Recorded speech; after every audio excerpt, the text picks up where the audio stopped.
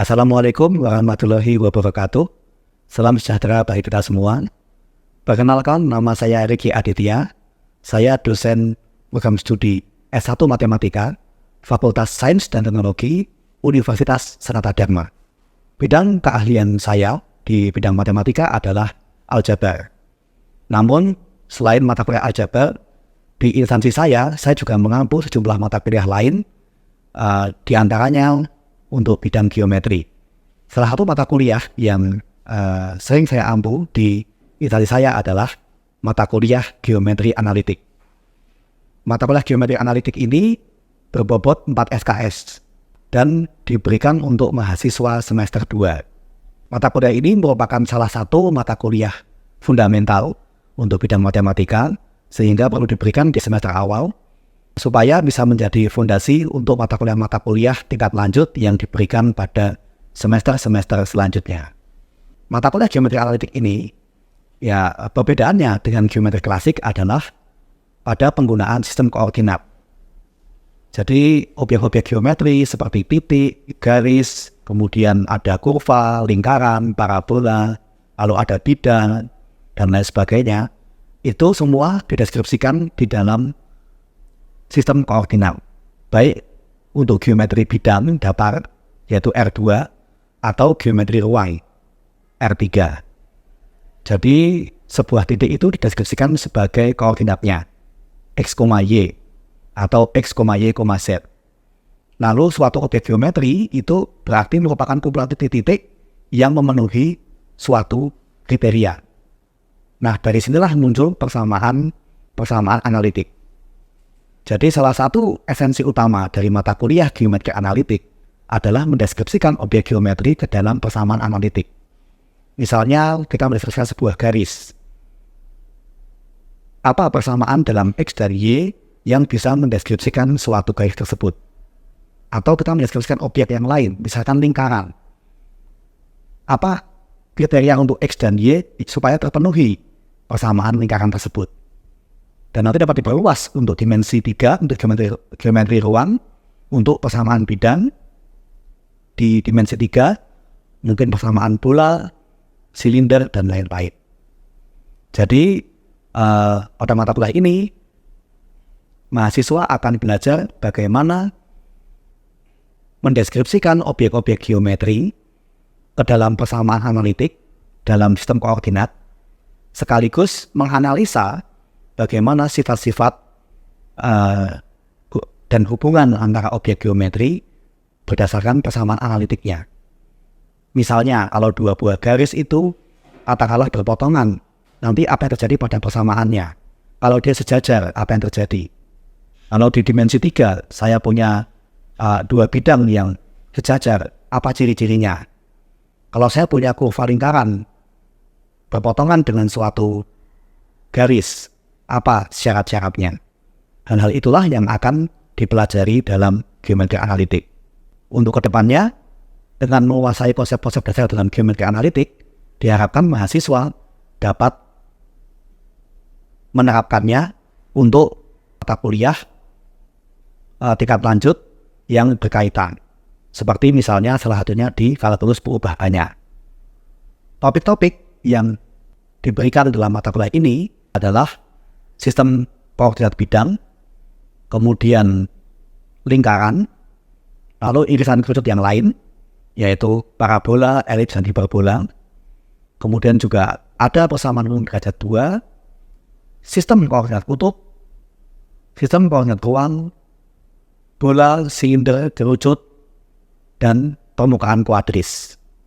Jadi dalam mata kuliah ini cukup banyak materi yang dipelajari.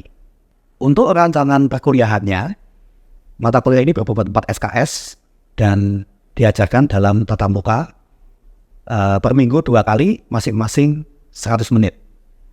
Untuk metode pembelajaran yang saya gunakan, biasanya saya menggunakan metode yang klasik, yaitu dengan memberikan penjelasan, ceramah, dan kemudian diikuti dengan diskusi dan tanya jawab. Jadi saya perlu menjelaskan terlebih dahulu konsepnya, karena ada beberapa konsep yang mungkin masih asing bagi mahasiswa. Dan kemudian setelah saya selesai menjelaskan, saya follow up dengan memberikan sejumlah soal latihan. Soal-soalnya ini juga bertingkat, mulai dari yang sederhana, artinya dapat dikerjakan dengan cukup mudah, hingga yang agak sulit, artinya mahasiswa perlu sedikit berpikir untuk menyelesaikan soal tersebut. Biasanya saya akan meminta beberapa mahasiswa untuk maju mengerjakan di depan, kemudian saya memberikan feedback sehingga dapat dipahami juga oleh teman-teman yang lain. Setelah menyelesaikan beberapa materi, saya biasanya akan memberikan tugas atau kuis. Nah, biasanya tugas dan atau kuis ini saya buat sistemnya secara berkelompok. Jadi saya membagi kelompok sedemikian hingga mahasiswa yang kemampuannya cukup baik atau di atas rata-rata itu tidak berkumpul dalam satu kelompok. Jadi saya membagi, misalkan ada beberapa mahasiswa yang kemampuannya cukup baik, mereka harus dipisah-pisah kelompoknya. Tujuannya supaya mereka bisa membantu teman-teman yang lain untuk belajar dalam dinamika kelompok tersebut. Jadi yang sudah lebih memahami materi bisa membantu temannya yang belum memahami. Kemudian untuk penilaian, berhubung mata kuliah ini termasuk materi yang cukup banyak, maka saya membuat ujiannya sebanyak 3 kali. Jadi untuk ujian tengah semester atau UTS ada 2 kali, dan ujian akhir semester 1 kali. Tujuannya adalah untuk membagi materi supaya mahasiswa bisa lebih fokus dalam belajar. Jadi 3 ujian ini memiliki bobot yang sama, yakni 25%. Dan ujiannya bisa dibuat open book maupun closed book, menyesuaikan dengan beratnya materi. Kemudian 25% nilai yang lain lagi, itu saya ambil dari nilai tugas dan kuis. Kemudian setelah dirata-rata nilainya, barulah dikonversi menjadi nilai huruf A, B, C sesuai dengan ketentuan dari universitas. Berikut akan saya tunjukkan rekaman dari salah satu sesi pembelajaran saya untuk mata kuliah geometri analitik, yang mana ini saya membahas materi mengenai hiperbola, salah satu irisan kerucut. Oke, baik, selamat siang para mahasiswa semua. Ya, baik, kita kembali bertemu di perkuliahan geometri analitik. Ya, baik. Untuk kali ini kita akan membahas ya jenis-jenis yang keempat ya dari irisan kerucut, yaitu hiperbola. Oke, untuk definisi hiperbola ya, itu kalau kita membayangkan ada sebuah bentuk kerucut seperti ini, ya atas bawah. Kalau kemarin lingkaran itu kan dipenggalnya secara mendatar, horizontal ya. Parabola dipenggalnya itu sesuai dengan kemiringan dari sisi kerucutnya. Kalau elips kemiringannya agak sedikit landai gitu ya. Nah, yang ini berarti kemiringannya agak sedikit lebih curam daripada yang lain, sehingga akan memotong di 2 bagian, baik yang atas maupun yang bawah. Jadi dipotongnya mendekati tegak ya sebetulnya. Nah, kemudian ini akan muncul 2 buah kurva gitu ya, terutama yang di bagian atas sama yang di bagian bawah, dan itu akan terbentuk sepasang kurva yang simetris. Itulah hiperbola ya. Nah, tapi itu kalau digambarkan geometrisnya ya. Jadi kemarin kalau lingkaran bidang pengirisnya mendatar begitu. Kalau parabola sesuai dengan kemiringan kerucutnya. Kalau elips yang agak landai, ini yang agak lebih tegak. Ya, tapi tidak harus yang benar-benar tegak vertikal ya. Nah, kita akan melihat bagaimana nanti bentuknya hiperbola itu. Nah, nanti bentuknya akan seperti ini. Ada 2 buah kurva, sepasang kurva yang simetris dan dia terbuka ke 2 arah yang berlawanan. Ya, dia bisa ke arah kiri kanan atau ke atas bawah, tergantung nanti bagaimana deskripsi dari hiperbolanya. Kemudian sama juga dengan elips. Untuk elips dan hiperbola sama-sama kita punya titik fokus, ada dua di situ titik fokusnya. Sama-sama ada dua titik fokus dan juga ada pusatnya, itu di tengah-tengahnya titik fokus. Nah, kalau kemarin elips apa definisinya? Maksudnya titik pada elips itu bagaimana sifatnya terhadap fokus? Apa? Yang sama itu?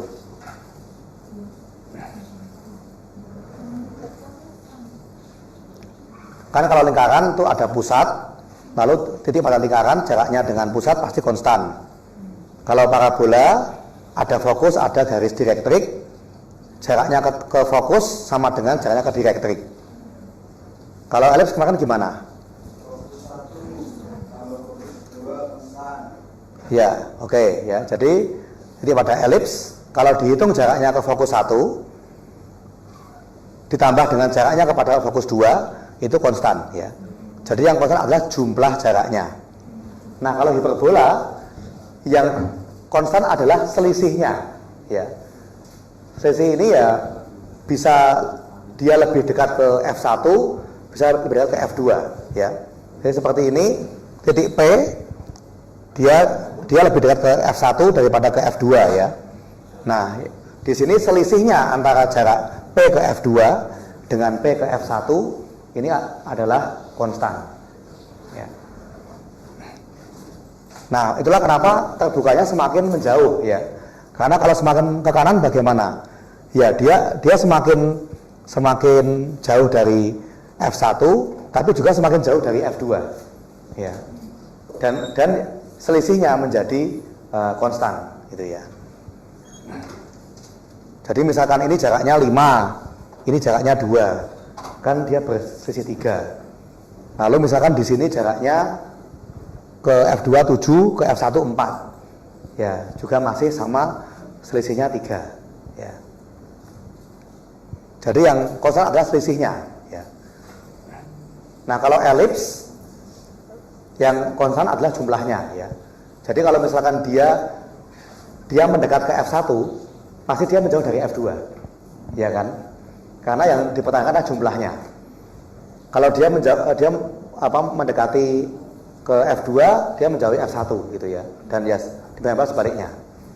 Kalau hiperbola ini selisihnya, ya. Jadi kalau dia semakin jauh dari F1, dia harus semakin jauh juga dari F2. Dan demikian pula untuk yang satunya lagi, kalau dia lebih dari ke F2, maka nanti juga harus dipertahankan jaraknya untuk yang ke F1, ya. Jadi di sini kita nggak mempermasalahkan dia lebih dekat ke yang F1 atau ke yang F2. Yang penting adalah selisihnya, ya. Jadi mirip dengan elips, tapi perbedaannya adalah, ya, kalau elips yang konstan adalah total jaraknya, kalau hiperbola yang konstan adalah selisihnya. Ya, jadi tadi yang titik min C,0 dan C,0 itu disebut dengan titik fokus hiperbola. Lalu tengah-tengahnya 0,0 itu menjadi titik pusat hiperbola. Jadi kita selalu memulai dari yang dia berpusat di 0,0 dulu, ya. Supaya mudah mencarinya, lalu kita tinggal pakai rumus translasi. Lalu garis yang menghubungkan kedua titik fokus itu adalah sumbu real dari hiperbola, ya, sekaligus sumbu simetri, ya.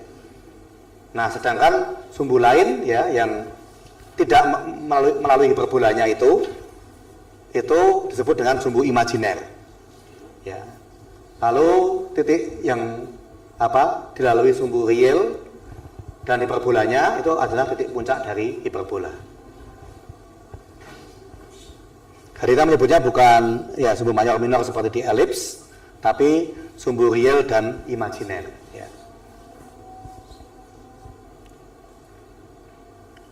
Ya, ada pula yang mengatakannya sebagai sumbu utama dan sumbu sekawan, ya. Jadi itu sebetulnya, ya, kadang-kadang beda buku bisa beda pengistilahan.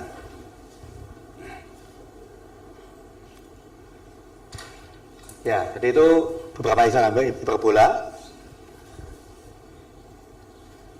Nah, kemudian Ya, ini mungkin bisa coba kalau Anda mencoba untuk menjabarkan sendiri ya dengan penjabaran yang cukup panjang seperti tadi. Bagaimana kalau misalkan fokusnya itu berada pada sumbu Y ya. 0,C sama 0, min C. Nah, nanti ternyata persamaannya berubah menjadi seperti ini. Y kuadrat per A kuadrat min X kuadrat per B kuadrat sama dengan 1. Jadi yang B itu selalu melekat pada yang pengalinya negatif. Yang dibalik adalah X sama Y-nya. Yang dibalik adalah X dan Y-nya. Nah, nanti bagaimana hasilnya? Nah, kalau persamaan yang sebelumnya kan seperti ini, terbukanya ke kiri kanan. Nah, lalu yang persamaan berikutnya yang dibalik Y sama X-nya, berarti yang sumbu realnya jadi sumbu Y dan sumbu X-nya menjadi yang imajiner. Jadi dia akan terbuka ke atas sama ke bawah.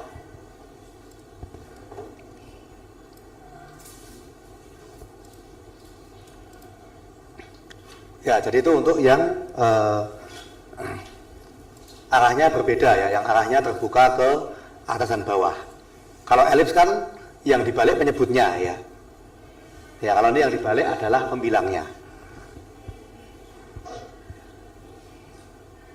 Ya, sebenarnya sama juga sih kalau yang elips, kalau kita balik X sama Y juga akan sama sih akhirnya ya. Karena itu kan penjumlahan ya, komutatif ya. Maksudnya nggak masalah posisinya. Kalau hiperbola hati-hati ya, itu hasilnya bisa berbeda. Ya, jadi itu membedakan ya yang terbuka kiri kanan sama yang atas bawah.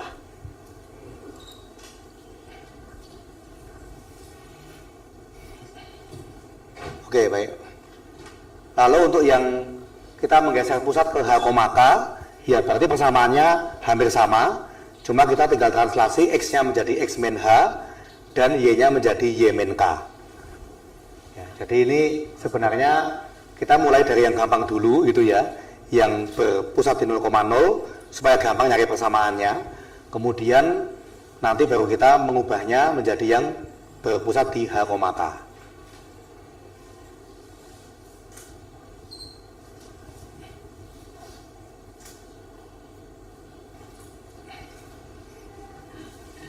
Ya, ini mungkin sebuah contoh gitu ya. Kalau kita punya persamaan derajat 2, ya ada X kuadrat, ada Y kuadrat, ada X, ada Y, ada konstanta. Ya, kita sama seperti kemarin ya, kita melakukan manipulasi aljabar di sini supaya bentuknya menjadi bentuk persamaan hiperbola. Jadi itu misalkan ya, 4X kuadrat min 9Y kuadrat min 40X min 36Y tambah 100 sama dengan 0. Nah, ini supaya dapat deskripsi geometrisnya. Nah, persamaannya dimodifikasi ya. Jadi kita pisahkan dulu yang X-nya, kan harus ada bentuk X min H dikuadratkan gitu ya. Jadi yang X kita kumpulkan dulu. Ini ada 4X kuadrat. Ini ada min 40X, kita kumpulkan dulu. Sama-sama habis dibagi 4 ya. Kita bisa keluarkan 4-nya. 4 kali X kuadrat min 10X. Kemudian untuk yang Y-nya itu min 9Y kuadrat min 36Y. Ya, berarti min 9-nya kita keluarkan, ini menjadi Y kuadrat tambah 4Y. Oh, malah nge-zoom ya. Jadi, ya ini min 9 kali 4 min 36 ya, betul ya di sini. Lalu yang sebelah kanan, ya kita pindahkan 100-nya menjadi negatif 100. Lalu kita kembali melakukan apa? Melengkapi kuadrat sempurna ya. Jadi supaya ini bisa menjadi bentuk X min sekian dikuadratkan, ini menjadi X min 5 dikuadratkan seperti ini. Lalu yang ini menjadi Y plus 2 dikuadratkan. Berarti yang pertama tambahkan 25, yang kedua tambahkan tambahkan 4 ya. Tapi itu yang itu masih harus dikalikan dengan koefisiennya ya. 25 di sini dikali dengan 4 di sini dikali dengan 9. Nah, yang sebelah kanan juga ditambahkan dengan angka yang sama supaya impas ya. Jadi yang ini tambah 100 dan ini min 9 sama 4 min 36.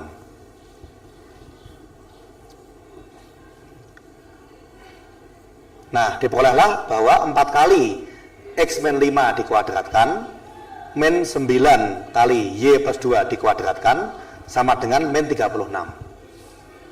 Nah, tapi ingat, yang sebelah kanan itu haruslah sama dengan 1.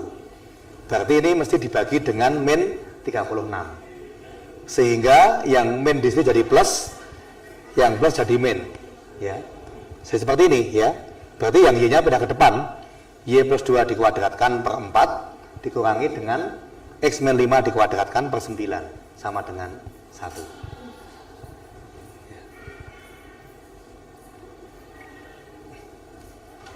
Ya, jadi sebetulnya kalau Anda punya persamaan derajat 2 dengan manipulasi aljabar, Anda bisa mengetahui apakah dia akan menjadi lingkaran, parabola, elips atau hiperbola ya. Tinggal nanti bagaimana mengotak-atiknya, mengumpulkan bentuk kuadratnya, nanti lebih cocok dengan persamaan yang mana.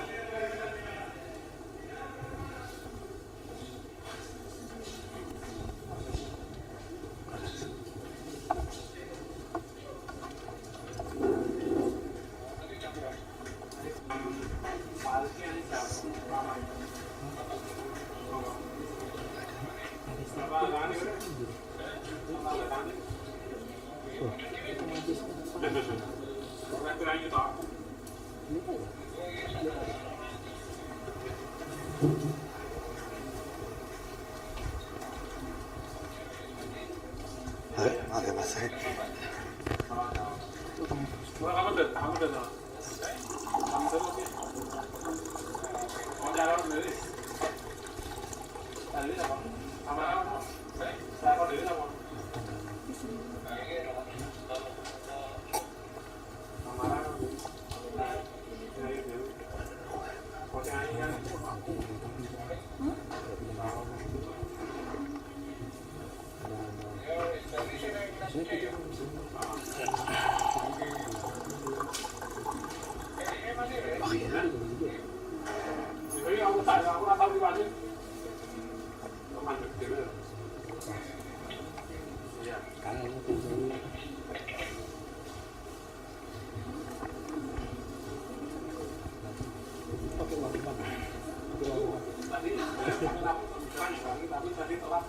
Oh gitu, yang lampu itu.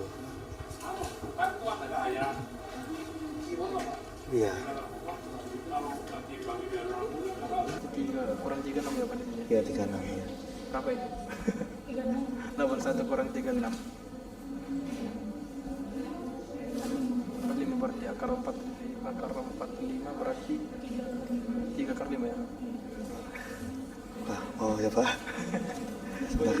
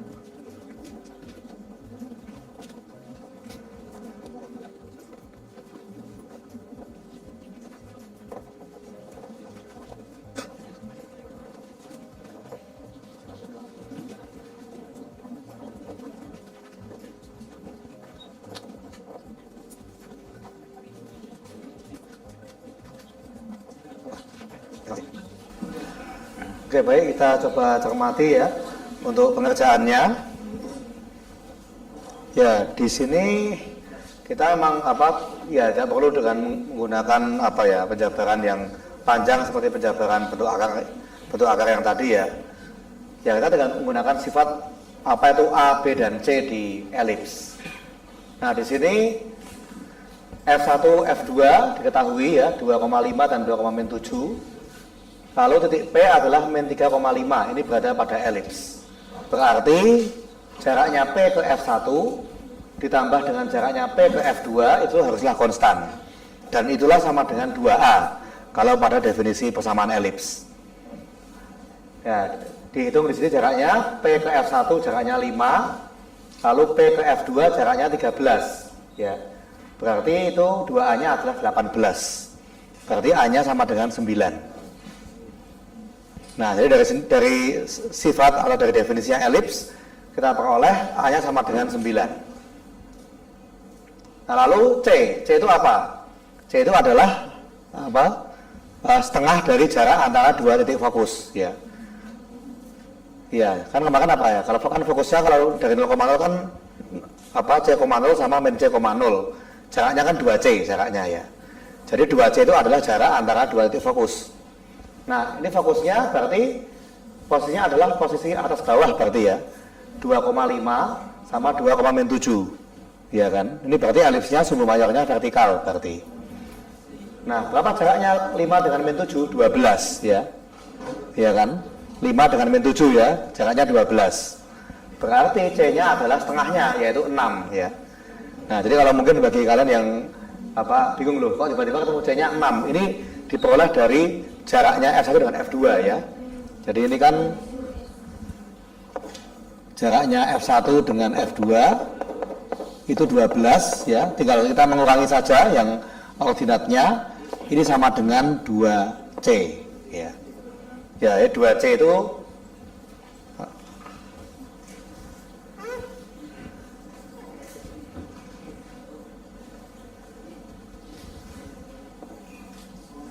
ini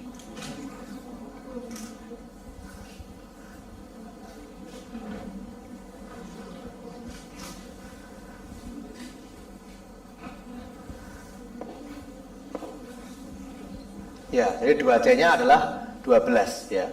Berarti C-nya adalah 6. Nah, kemudian nilai B itu kan kalau di elips ya berlaku B adalah akar dari A kuadrat min C kuadrat ya. Sehingga diperoleh akar dari 81 min 36 akar 45 ya, atau sama dengan 3 akar 5. Oke. Ya, kita masih bertemu lagi di Jumat minggu depan, dan nanti ya kita masih ada beberapa sesi lagi sebelum yang ujian berikutnya. Ya mungkin di pertemuan berikutnya saya akan review kembali materi hiperbola, dan juga nanti akan saya berikan beberapa soal latihan ya. Oke. Jadi untuk yang kuis berikutnya materinya mengenai yaitu ya parabola, elips, hiperbola ya. Ya. Tapi itu masih di 2 minggu lagi.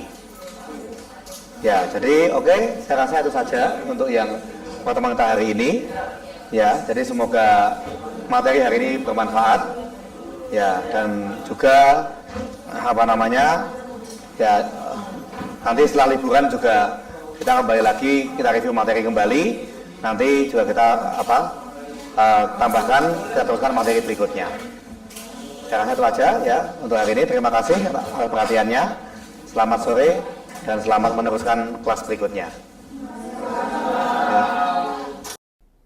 Oke, baik. Itu adalah rekaman sesi pembelajaran yang telah saya lakukan di instansi saya. Demikian yang dapat saya sampaikan. Terima kasih atas perhatiannya.